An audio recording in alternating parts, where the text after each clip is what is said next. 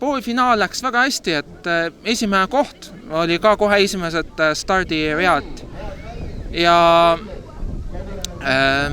teises poolfinaalis jäin kolmandaks, suht raske on mööda sõita, et rada on kitsas ja päris vähe mööda sõiduvõimalusi on.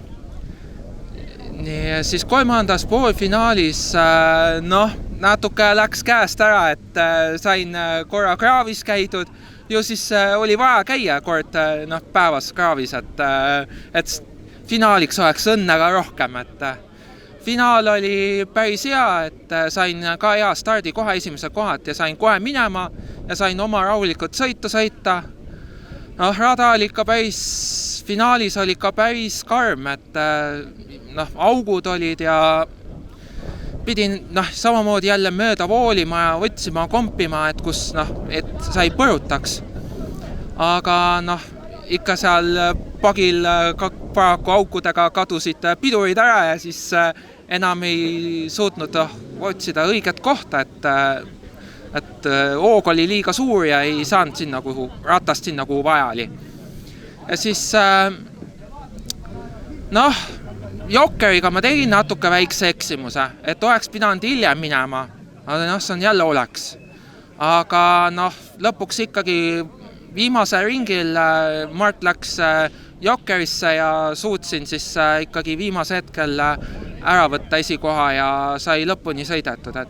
Et ma tahan tänada oma kõiki toetajaid, kes on võimaluse anda mul sõita ja oma perekonda ja oma isa, kes on pingutanud selle nimel, et auto kestaks ja ma olen väga õnnelik tänase päeva üle, et super.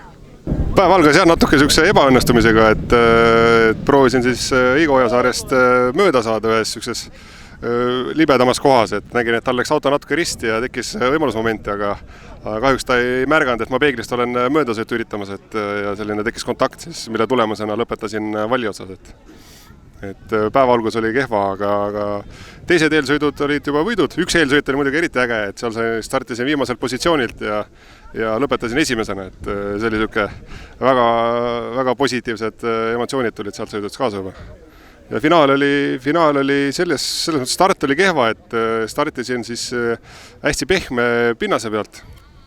Ja siis Igo Ojasaar, kes oli siis kõrval esireas, tema startis ideaaltrajektoori pealt, et sealt ta sai minust ette, aga kahjuks ebaõnnestus tal siis etapp selles mõttes, et tehniline rikke ja katkestas, et nagu minul eelmine etapp, et nüüd on siis meil nagu 50-50 juba. Lõpetuseks soovin tänada kõiki kaaselajad, toetajad ja kindlasti Stokker Aktsiaseltsi. Esimene eelsõit oli siukene, vaatasin, et kolmandal ringil oli vahe juba siuke päris suur, vaatasin, et okei, et ei hakka rohkem pingutama, et võtsin siukse paraja tempo ja siuke päris siukene normaalne kindlalt võitsin. Teine poolfinaal tulin tagant viimasest reast, sealt liivasest, siis ühe ringil seal all liiva august üles tuleb vähe eksisin, vaatasin, et jätan siukse stabiilse vahe, et kui keegi eksib, et siis proovin kohta parandada, et täitsa hästi kellegi sõitma ei hakka, et viimane poolfinaal on eest ära start, et on vaja kindlasti võita. Ja too kolmas poolfinaal ka ilusti õnnestus, stardi sees minema ja sealt juba vahe kasvas ja too tagas mulle finaalis täna parima stardipositsiooni.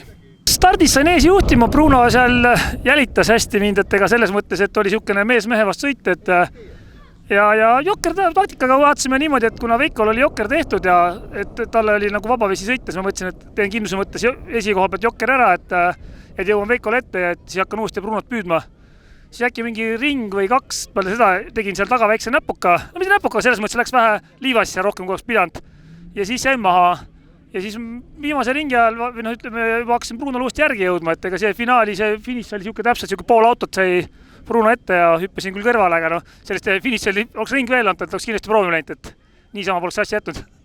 Täna siis Green Pro Eesti meistrivõistlused autokrossis 3. etapp on lõppenud, et väga põnev võistlus oli, kindlasti rada väga hästi ette valmistatud ja tõeline krossi rada, et sellist ajalugu ka veel natukene, et täna siis peaaegu 10 aastat tagasi siis viimati siin võisteldi, 6. juulil saab siis täpselt 10 aastat, et kindlasti suured tänud korraldajale, väga hästi tehtud ja ma arvan, et see läks korda.